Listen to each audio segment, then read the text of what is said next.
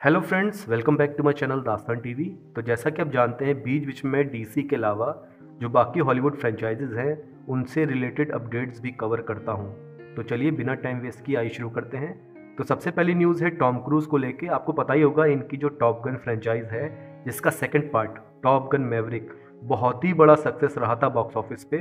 तो खबर निकल के आ रही है कि टॉप गन 3 की स्क्रिप्ट पे वर्क चल रहा है, इसकी स्क्रिप्ट लिखी जा रही है और जोसेफ कोजिंस्की जिन्होंने टॉप गन मैवरिक को डायरेक्ट किया था, वो इसके थर्ड पार्ट को डायरेक्ट करने के लिए राजी हो गए हैं। यानी कि गाइस टॉप गन 3 भी बनने वाली है। हालांकि अगर आप मुझसे पूछें तो थर्ड पार्ट की कोई ज़रूरत नहीं थी। टॉप गन मैवरिक मेरे ख्याल से अपने आप में ही एक सेल्फ कंटेंट स्टोरी थी। लेकिन हॉलीवुड स्टूडियोज़ का गाइस आप जानते हैं, एक पार्ट या उसका सीक्वल सक्सेस हो जाता है तो वो पार्ट्स पे पार्ट्स उसके बनाते रहते हैं। तो यही खबर निकल के आ रही कि भैया टॉप गन 3 भी बनने वाली है, इसकी स्क्रिप्ट पे वर्क चल रहा है। दूसरी अपडेट भी टॉम क्रूज को लेके ही है।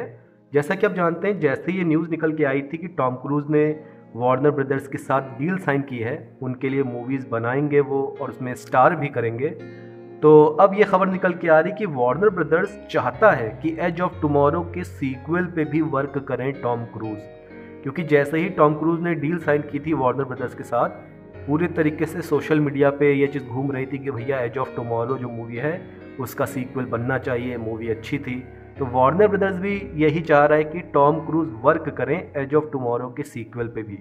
मान लीजिए टॉम क्रूज गाइज अगर राज़ी हो जाते हैं इसके सीक्वल पे वर्क करने के लिए, तो आई थिंक अभी बहुत ज़्यादा टाइम लग जाएगा, क्योंकि फ़िलहाल टॉम क्रूज मिशन इम्पॉसिबल 8 पे वर्क कर रहे हैं। उसके बाद वो यूनिवर्सल के लिए एक साइंस फिक्शन मूवी बनाएंगे जिसका बजट $200 मिलियन बोला जा रहा है। फिर टॉप गन 3 तो है ही, फिर जाके अगर वो चाहेंगे तो इसके सीक्वल पे वर्क करेंगे एज ऑफ टुमारो के। फिर भी देखते हैं, अगर सीक्वल बन रहा है तो मेरे ख्याल से ये बहुत अच्छी न्यूज़ रहेगी। तीसरी अपडेट है गाइस, जो डिज्नी का एनिमेशन डिपार्टमेंट जो है डिज्नी पिक्सार, वहाँ से खबर निकल के आ रही है कि 20% एम्प्लॉयज़ को ले ऑफ किया जा रहा है। यानी कि 20% एम्प्लॉयज़ की जॉब जाने वाली है।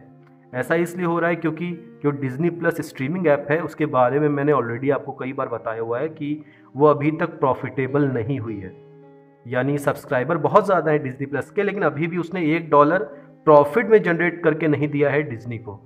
तो ये जो पिक्सार के एम्प्लॉयज़ जिनको ले ऑफ किया जा रहा है या जॉब से निकाला जा रहा है, ये स्ट्रीमिंग के लिए कंटेंट बनाने के लिए इनको हायर किया गया था। क्योंकि अभी तक प्रॉफिटेबल नहीं हो पाया डिज्नी प्लस और थोड़ी सी कॉस्ट कटिंग भी कर रहा है डिज्नी, तो इन 20% एम्प्लॉयज़ की जॉब जाने वाली है। अब ये ले ऑफ्स होते हैं तो ये बहुत ही बुरी चीज़ होती है, क्योंकि सैकड़ों लोगों हज़ारों लोगों की जब जॉब चली जाती तो आई थिंक ये बहुत ही ख़राब चीज़ है। फिर भी आप जानते हैं कि डिज्नी के लिए 2023 कुछ ज़्यादा खास नहीं रहा, स्ट्रीमिंग पे भी कुछ खास नहीं रहा, बॉक्स ऑफिस पे भी कुछ खास नहीं रहा। तो लोगों ने पहले ही से उम्मीद लगा के रखी थी कि मे भी ये ले ऑफ्स हो सकते हैं, और ऐसा हो भी रहा है। और गाइज चौथी जो अपडेट है वो वार्नर ब्रदर्स की मूवी जो है Godzilla Kong the New Empire, उसको लेके है। इसकी रिलीज डेट को चेंज कर दिया गया है, अब ये मार्च 29 को रिलीज होगी। यानी जो रॉबर्ट पैटिंसन की मूवी थी मिकी 17, वो मार्च 29 को आने वाली थी, लेकिन मैंने वीडियो बना के आपको बता दिया था कि रॉबर्ट पैटिंसन की मूवी डिले हो चुकी है। तो जो गॉडजिला कॉन्ग की जो फिल्म है ये अब मार्च 29 को आएगी। यानी मार्च का मंथ गाइस क्राउडेड हो चुका है बहुत ज़्यादा पिछले साल की तरह। लेकिन वार्नर ब्रदर्स का ये फ़ायदा है कि इनकी 2 फिल्में आ रही हैं। ड्यून 2 वो मार्च 1 को रिलीज़ हो रही है, और जो गॉडजिला कॉन्ग है ये मार्च के एंड में रिलीज़ हो रही है। तो अगर बहुत ज़्यादा क्राउडेड मंथ रहता है तो जो पहले फिल्म रिलीज़ होती हैं सबसे पहले, उनका बेनिफिट रहता है, क्योंकि अगर उन्हें थोड़ा सा भी पॉजिटिव वर्ड ऑफ माउथ मिल जाता है तो अक्सर ये देखा गया है कि पब्लिक न्यू रिलीजेस को प्रिफर नहीं करती है, पुरानी रिलीजेस को प्रिफर करती है।